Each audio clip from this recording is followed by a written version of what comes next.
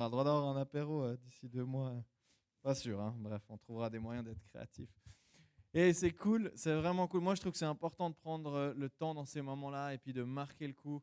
La semaine prochaine, on va aussi avoir un petit moment, pas dans le message, mais où on va aussi remercier des gens qui ont servi, dire au revoir, et puis prendre le temps aussi de gens qui ont investi leur cœur et puis de marquer le coup. Dans un sens comme dans l'autre, c'est des moments importants, puis ils comptent, et je trouve que c'est bon de prendre le temps pour ça.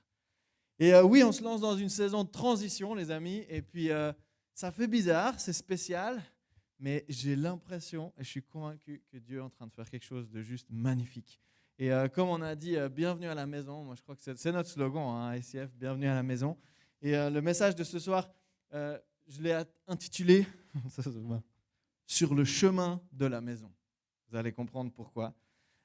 Et on a envie de parler de la transition parce que la première chose, c'est que ce n'est pas un tabou. On ne fait pas genre, ah ouais, on va partir, ah ils ne sont plus là. Et souvent, ça peut faire ça parce que c'est un moment qu'il faut se laisser le temps de vivre, le temps de digérer, le temps de partager. Et je peux te dire qu'il y a eu des moments où je n'étais pas aussi frais qu'en ce moment en réfléchissant à tout ça. Mais il y a quelque chose de beau quand on fonctionne avec Dieu et Dieu aime que les choses soient en lumière, qu'on ait le temps pour vivre les choses. Et je crois que c'est vraiment important, autant pour nous, autant pour l'Église. Il n'y a pas de tabou dans une transition. Et on a même la chance de vivre quelque chose de fort. Et la deuxième chose, c'est que cette transition, ce n'est pas juste à propos de nous, Christelle et moi, ou même Elodie, Stéphane, ce n'est pas juste à propos des pasteurs, et puis nous, ça ne nous change rien ou autre. Oui, bien sûr que ça nous implique assez intensément, mais c'est à propos de cette Église. C'est à propos de ce que Dieu est en train de faire. Et pourquoi on choisit de faire une série là-dessus? C'est parce que moi, je crois que Dieu, dans ces saisons spéciales, dans ces saisons originales, il a envie de nous montrer des choses, de nous apprendre des choses, de nous partager des choses et de nous révéler des choses. Et ça fait déjà des semaines et des semaines et des semaines que je réfléchis à ça. Je me dis, mais Dieu, c'est quoi ces principes que tu veux nous montrer? C'est quoi ces apprentissages que tu veux nous donner? Parce qu'on peut tous vivre quelque chose de fort pendant ces 2 prochains mois, les amis. Vraiment. Et ça, c'est aussi ton choix. Est-ce que je reste passif ou est-ce que je me dis, mais hey, c'est ma famille ici, c'est mon église, il y a quelque chose que j'ai envie de vivre. Je vais te donner un scoop. On n'est pas les premiers qui vivent une transition. Je vais te donner un autre scoop. On n'est pas les derniers. Des transitions, il y en a à la pelle dans l'histoire de l'humanité. D'accord? Et il y en a même à la pelle dans la Bible.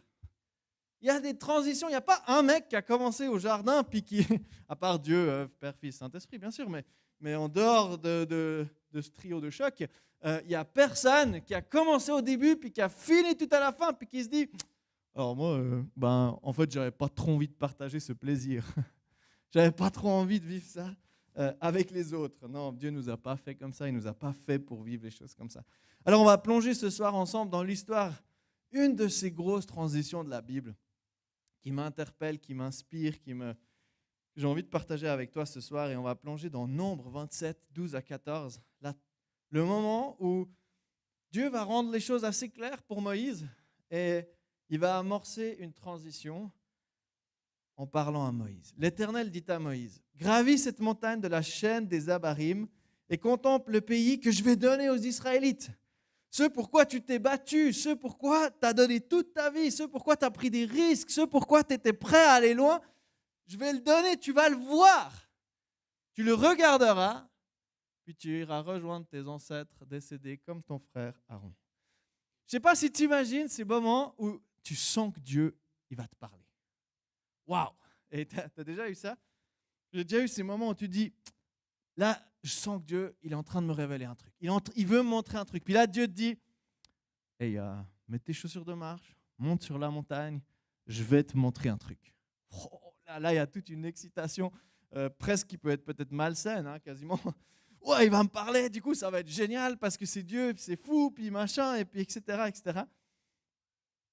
Et là, il arrive sur la montagne, et mince. C'était pas ce qu'il imaginait entendre. Enfin, je peux m'imaginer, j'interprète totalement là, mais même s'il y avait tout pour pouvoir s'imaginer ça, en l'occurrence, mais Dieu lui balance un truc cash. Et il lui donne la raison pourquoi. Car vous avez désobéi à mon ordre dans le désert de Tsin. lorsque la communauté me cherchait querelle, vous n'avez pas honoré ma sainteté devant le peuple en faisant jaillir de l'eau. Il s'agit de l'épisode des eaux de Meriba qui eut lieu à Kadesh, dans le désert de Tsin. Ok, les amis. Donc, on pose le contexte. Moïse a dédié presque toute sa vie à Dieu. Il l'a servi. Il s'est battu pour une cause. Il a fait un peu une bêtise. C'est clair, hein? Mais Dieu va lui parler. Il monte sur cette montagne. Au moment où il est sur la montagne, Dieu lui dit un truc que peut-être ce n'est pas exactement ce que tu t'attendrais à entendre. Et en plus, troisième point, il rappelle bien l'erreur en détail. C'est des faits. Hein? Il n'est pas en train de donner son ressenti. Il dit juste, tu ne m'as pas honoré, c'était à tel endroit, c'était à tel lieu. Si jamais tu avais oublié. Alors, perso, je ne me considère pas comme Moïse, mais j'aurais jamais frappé ce rocher. Hein, okay. Non, je rigole. Mais je dis juste que on ne peut pas s'imaginer Moïse, l'importance de ce qu'il est, de ce qu'il représente, de toute cette saison du peuple d'Israël en entier, toutes les miracles qu'ils ont vus devant leurs yeux, sous leurs pieds, autour d'eux. Et oui, une fois, mais je me dis, c'est pas juste, non? C'est pas juste. Je réfléchis à ça. Tu sais, je crois que des fois, Dieu, il se paye le luxe que nous, on n'a pas, de parfois nous mettre face à nos limites, face à nos réalités, face à là où on n'était pas toujours à la hauteur. Tu vas me dire, oui, mais Dieu, la grâce, ça ne marche pas, etc.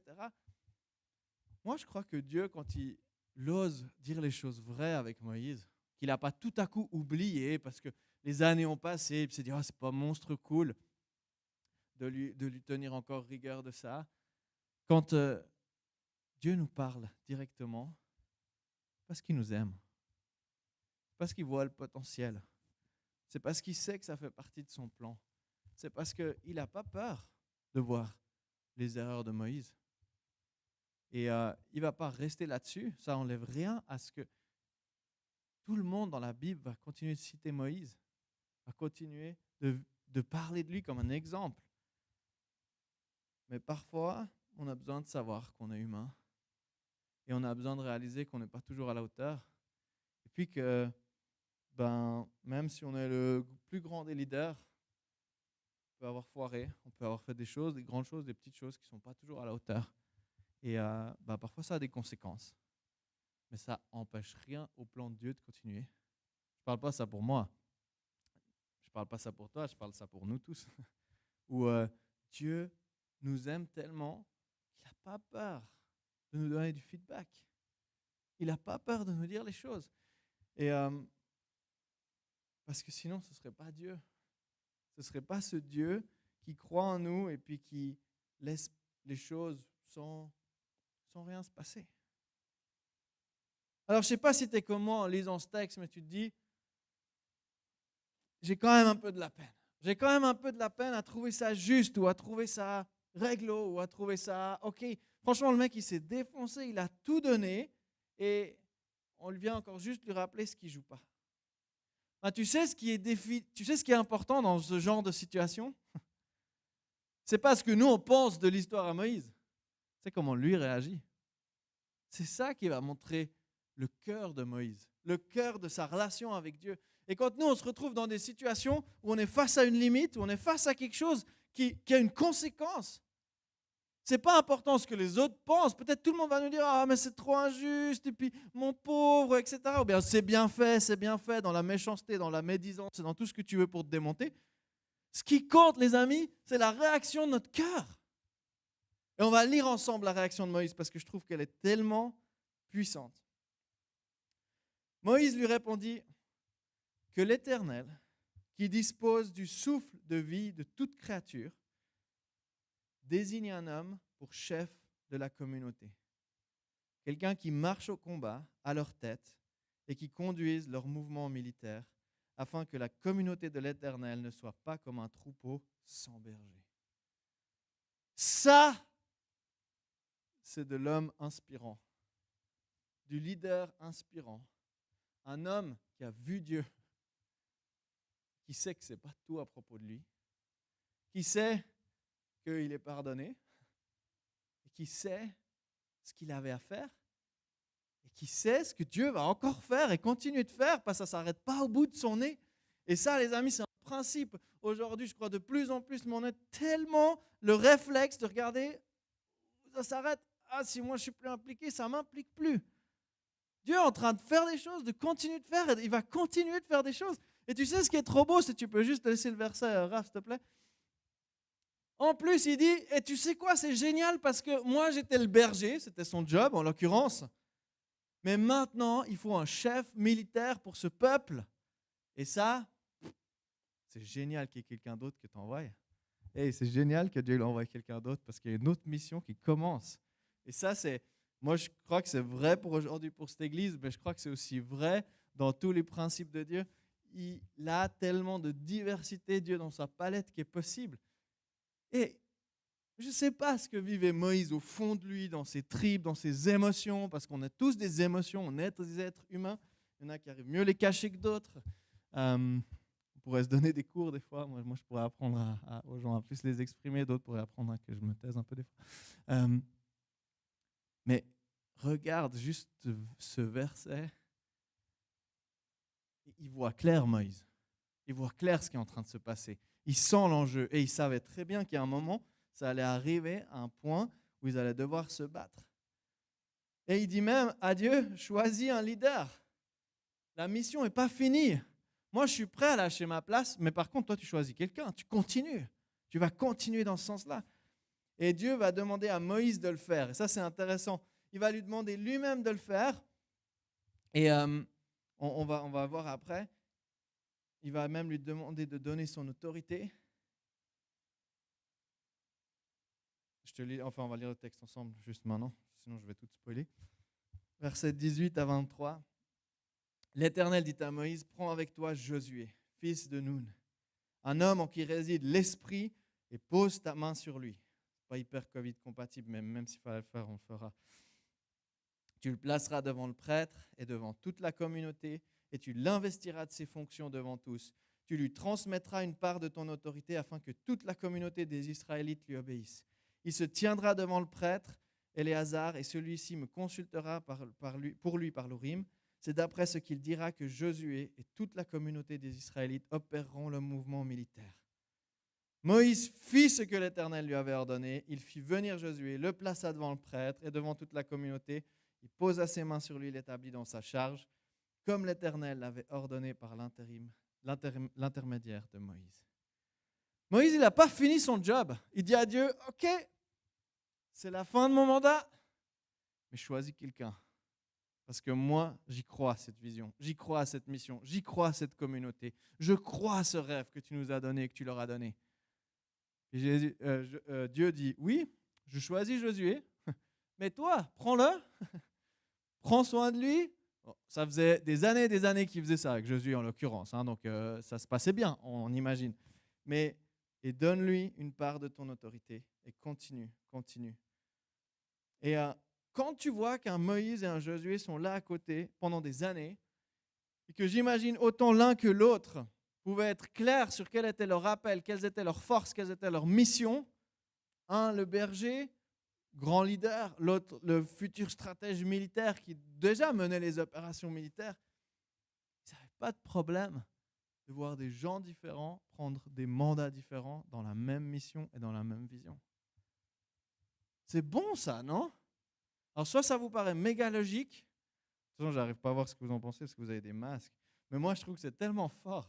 C'est tellement fort, c'est pas juste des belles paroles, c'est que si c'est quelque chose qu'on capte au fond de nous, dans n'importe quel de nos jobs, dans n'importe quelle de nos missions, dans n'importe quel de nos appels, il y a quelque chose de puissant que Dieu est en train de nous dire, c'est pas à propos de nous. Et j'ai envie de dire, les Israélites étaient sur le chemin de leur nouvelle maison. Ils allaient aller pour leur nouvelle maison, pour leur nouvelle patrie, pour leur nouveau territoire. Et Moïse, lui, s'arrête là. Ça devait être quand même un choc. Autant pour Moïse, autant pour le peuple. Ok, il nous avait dit qu'on allait aller là-bas. Puis lui, il s'arrête là. Ouais, ok, Dieu m'a dit que c'est facile. Je n'étais pas sur la montagne avec toi. Je ne sais pas si tu vois ce que je veux dire. Ça ne sert à rien d'avoir ces débats-là parce qu'ils ne servent à rien. la réalité, c'est que Dieu va l'arrêter là. Et quand c'est la mort qui t'arrête, en l'occurrence, c'est assez clair. Mais ce qui est intéressant dans cette histoire, c'est que il va faire encore plein de choses. Nombre 28, 29, 30, il y a encore du job. Hein. Moïse, il va mettre des lois en place, il va encore s'investir, ils vont même avoir une première attaque. Donc, il ne va pas s'arrêter là. C'est pas genre, je prends mon carton comme dans les films, tu sais, you're fired. Et puis, hein? Puis le gars, ah, ouf, enfin, parce que je ne supportais pas. Non, c'est genre, ok, cool. Je sens que mon mandat s'arrête. Je sens qu'il y a une nouvelle saison pour ce qui est devant. C'est un autre qui va prendre le relais. On va investir là-dedans. Tu as encore des missions pour moi en ce moment? Ok, good, je le fais. Et l'autre, il était sûrement en train de se préparer à côté. Il était en train de se préparer. Mais ils étaient sur le chemin de cette nouvelle maison. Et si on se met à la place de Moïse ou si on se met à la place du peuple, moi j'ai envie de te poser une question. Est-ce que la promesse physique, visible, la terre promise que Dieu avait pour le peuple d'Israël, c'est quoi ta terre promise? C'est quoi ton rêve? C'est quoi ton objectif dans cette vie? Dieu peut déposer des rêves, des visions, des objectifs dans nos vies. Je pense que je me sens assez qualifié pour parler de ça parce que c'est quelque chose qui me fait vibrer à chaque fois que j'entends quelqu'un qui me dit, et je crois, alors tu as deux versions, ah, Dieu m'a dit que j'ai ce rêve-là, tu es là, cool, ok, ça va être intéressant de voir le chemin pour y arriver, mais viens, on discute de ça. Puis il y en a d'autres qui disent, je sais pas, mais j'ai un peu l'impression qu'il y a peut-être quelque chose. Vas-y, sors-le, dis-le. De toute façon, ce ne sera pas la même chose que ce que tu vas me dire maintenant, ça c'est clair. Mais il y a des choses que Dieu pose sur nos... C'est même un appel sur nos vies, c'est même des mandats qu'on a. Et le peuple d'Israël, sous la direction de Moïse, est sorti, a quitté son esclavage avec le mandat d'aller vers une nouvelle terre. C'était une promesse même qu'ils avaient de Dieu. Vous irez là-bas. Et quand Dieu dit vous irez là-bas, c'est qu'ils vont y aller. Et si tu commences à douter de ça, alors là, tu es mal barre pour le trajet dans le désert. Mais quand moi je lis cette histoire de Moïse, que je te partage ce soir, qui fait écho pour moi à beaucoup de choses que je vis en ce moment, qui fait écho à ce qu'on vit aussi en ce moment en tant qu'Église, je me pose la question, est-ce que la promesse, le rêve, la vision, tu peux mettre quel mot tu veux, il y en a peut-être qui t'hérissent le poil, d'autres que tu aimes bien, qui te font du bien, comme tu veux. Cette promesse terrestre, est-ce qu'elle aurait pris ou est-ce qu'elle pourrait prendre plus de place que la promesse éternelle que Dieu a pour nous? Et moi, quand je vois un Moïse qui dit « Choisis un nouveau leader, choisis un nouveau responsable », moi j'ai envie de dire, lui il sait que la promesse éternelle, elle est bien au-delà de la promesse terrestre. Et quand on pense un peu trop à nous, on pense un peu trop à notre promesse. Puis des fois, on n'aurait pas envie de la partager, ou on a peur de la lâcher, ou on se dit, mais est-ce que je devrais ou pas, je sais quoi, j'en sais rien. Elle est où ta maison? Est-ce que ta maison, elle est dans cette promesse terrestre? Ou est-ce que ta maison, elle est dans cette promesse éternelle? En ce moment, c'est les deux, ok? En ce moment, c'est les deux. Mais si tu te sens appelé à déménager de ta maison physique, tu ne commets pas un crime. Tu as le droit. Tu vois ce que je veux dire? Ou si tu as le rêve, où il y a une nouvelle maison qui ouvre grand ses portes pour vous, yes, foncez. C'est ça qui est trop beau. Et ça, c'est une chose. Dieu a des mandats pour nous. Dieu a des missions pour nous. La terre promise, c'est des beaux objectifs, c'est des beaux rêves. Mais ce que j'ai envie de dire, les amis, c'est que tout ce qu'on fait dans ces objectifs-là, dans ces promesses-là, dans ces rêves-là, ils servent à la promesse pour l'éternité. Il ne faut jamais qu'on oublie ça. Parce que ces mandats, ils peuvent s'arrêter, ils peuvent changer, ils peuvent évoluer. Peut-être ce n'est pas nous qu'on y arrivera, mais c'est la génération suivante, ou c'est l'équipe suivante, ou c'est le peuple suivant, ou c'est l'autre. C'est peut-être des générations très, très loin suivantes qui arriveront. Et on a des missions dans lesquelles Dieu nous confie des responsabilités. Et moi, j'ai envie de te poser la question, c'est quoi ta mission en ce moment? C'est important d'être au clair là-dessus. C'est important d'être au clair sur ces missions-là, sur ces rêves-là. Et en même temps, cette mission, elle s'insère dans quelque chose qui va durer pour beaucoup plus longtemps. Et ça doit nous enlever beaucoup de pression. Ça devrait nous enlever toute la pression. Je suis le premier qui n'y arrive pas toujours, voire rarement. Mais On a des missions, mais ces missions-là, elles font partie de l'éternité. Alors qu'on est sur le chemin pour trouver notre maison, pour trouver le lieu là où on va s'installer dans cette vie, et que parfois on y met tellement d'énergie. Je ne sais pas si vous avez déjà cherché un appart. Vous allez me dire non, il y en a peut-être quelques-uns qui sont encore chez leurs parents, mais sinon vous avez probablement déjà cherché un appart. On peut y mettre une pétée d'énergie pour chercher un appart. Et ça peut passer par toutes les émotions. Ça peut, des fois, Dieu ouvre bien les portes quand même, c'est assez cool, mais tu sais, il y a ce « oh, je vais chercher, etc., etc. » Puis je ne sais pas si je vais y arriver, etc. Et puis tout à coup, pendant 1 mois et demi, tu parles aux gens autour de toi que de ça. Hey, si on avait la même passion pour Jésus qu'on met pour chercher un appart, on change le monde, les amis. On change le monde.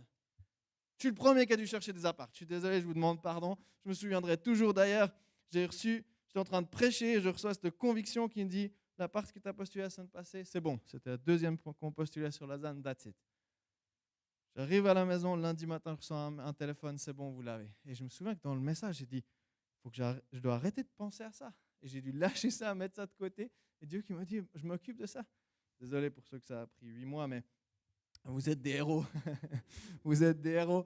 Et bien, vous savez quoi? Si vous avez mis 8 mois, 1 année, 2 ans à chercher votre appart, Dieu peut utiliser la même fougue que tu as eue pour le servir, lui, et parler de lui autour de lui. Autour de toi, de lui, autour de toi. Ok, vous, Steph, si tu veux venir me rejoindre, on va finir ce message ensemble. Mais sur le chemin de la maison, on a des missions. Ce n'est pas à propos de nous. Si même Moïse a réussi à le dire, tous ces principes-là qui nous font vibrer ce soir, on peut les appliquer. Tu peux les appliquer partout, là où tu es en train de servir Dieu. Ton travail, dans ta famille, là où tu es. On ne dort pas beaucoup la nuit en ce moment avec Christelle. Je me dis, mais dans 20 ans, elles me diront ouais, moi je veux me tirer, j'aimerais bien avoir mon appart. Ouais, c'était une mission. Je sais pas, j'en sais rien, je te dis ça aujourd'hui. Je sais pas comment je le vivrai dans 20 ans, mais mon père qui me fait des petits sourires. Trouveront un super mari qui sera à fond, et puis, ce sera cool. Mais ce que je veux juste dire, c'est que c'est une mission. Même là où tu donnes tout, tu donnes ton cœur, tu donnes ton amour, c'est juste une mission. C'est juste une mission. Cette mission-là, elle construit celle pour laquelle on est tous ensemble en train de se battre. C'est d'emmener le plus possible de gens avec nous pour faire la fête, pour l'éternité, pour voir que Jésus est vraiment ressuscité. Même si on le croit au fond de nous, on va le voir en live, en chair, en os. On va taper la discussion, il n'y aura pas de Covid, on pourra faire des apéros. Moi, je me réjouis de hugger Jésus, mais vraiment, littéralement, ça manque en ce moment. Et je le fais tous les matins dans mon temps de prière, mais je me réjouis de le faire pour l'éternité. Tu vois ce que je veux dire? Je vais te lire 1 Pierre 2, 11 à 12. Mes chers amis, vous êtes dans ce monde comme des résidents temporaires, des hôtes de passage. C'est pourquoi je vous le demande, ne cédez pas au désir de l'homme livré à lui-même. Ils font la guerre à l'âme. Ayez une bonne conduite au milieu des païens, ainsi dans les domaines mêmes où ils vous calomnient en vous accusant de faire le mal, ils verront vos bonnes actions et loueront Dieu le jour où il interviendra dans leur vie. On est prêt pour l'éternité. Ok? Ce que les gens pensent m'est égal. Moi, je sais où je vais. Et je sais que ce n'est pas à propos de moi. Et Jean 20, 21, 22, j'ai envie de l'introduire comme la transition de Jésus. C'est ce moment où Jésus va aussi faire une transition avec ses disciples. Parce qu'il va rester avec eux, mais physiquement, il ne sera plus avec eux. Et c'est pas rien, je pense, quand tu as connu Jésus pendant 3-4 ans, tu as passé du temps avec lui, qui te dit, bon les gars, moi je m'en vais. Je suis avec vous jusqu'à la fin des jours, mais physiquement, vous ne pourrez plus me faire de hug, tu vois. La même chose. Je pense que ça a dû quand même être un choc pour les disciples. Et il leur dit, que la paix soit avec vous, leur dit-il de nouveau. Comme mon Père m'a envoyé, moi aussi je vous envoie. Après avoir dit cela, il souffla sur eux et continua, recevez l'Esprit Saint. Jésus leur a donné son autorité. Il a dit, vous ferez des choses plus grandes que moi.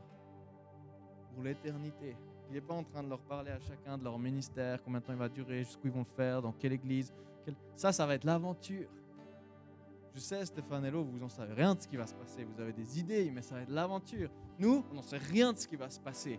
Ça va être l'aventure. Vous n'en savez rien de ce qui va se passer. Ça va être l'aventure, non? C'est ça qui est cool. C'est ça qu'on aime, c'est ça qu'on veut. Alors si Jésus nous confie son autorité, si Jésus nous dit qu'on va faire des choses plus grandes que lui, et si Jésus nous remplit du Saint-Esprit, il l'a fait littéralement, hein? Il aura soufflé dessus. Ok, le Saint-Esprit, le souffle de Dieu, il aura littéralement soufflé dessus. Je ne vais pas faire un message sur ce passage-là, mais moi j'aime bien ces petits moments de la Bible. Remplis du Saint-Esprit, ils se sont levés, ils sont allés accompagner leur mission, ils ont cherché des maisons, ils ont changé de maison, mais ils savaient au fond d'eux où ils allaient s'installer pour l'éternité. Alors, quelle est ta mission? Quelles sont les responsabilités? C'est mes deux questions pour toi ce soir, on va prier ensemble. Quelles sont les responsabilités? Quelle est ta mission? Quelles sont les choses que Dieu t'a mis maintenant devant toi? Aujourd'hui, demain, après-demain? Peut-être c'est bon que tu t'en rappelles demain matin pour aller au travail, hein, si jamais tu as oublié. C'est important de savoir où tu en es. C'est quoi ton ministère? Ministère, ce n'est pas juste pour un pasteur. Ministère, c'est chacun de nous a son ministère. C'est quoi ton ministère en ce moment? Et même si tu rentres dans une saison de transition, la question elle devient encore plus importante. Et en même temps, j'ai envie de te poser cette question. Comment tu réagirais si le plan il change? Si il évolue? Est-ce que tu mettrais ta priorité sur l'éternité plutôt que sur la promesse terrestre, même si elle a toute la valeur que Dieu lui a donnée? Je t'invite à fermer mes yeux et me joindre pour prier, pour finir ce message. Qu'est-ce que tu mets en priorité? Jésus, je te remercie parce que tu nous as fait cette promesse à nous aussi que tu allais être avec nous jusqu'à la fin des jours, jusqu'à la fin du monde. Merci parce que tu nous as délégué cette autorité. Merci parce que tu nous as fait confiance. Tu as fait confiance à tes disciples qui ont continué de transmettre cette confiance-là que tu avais en nous. Merci parce qu'en même temps, on est avec toi.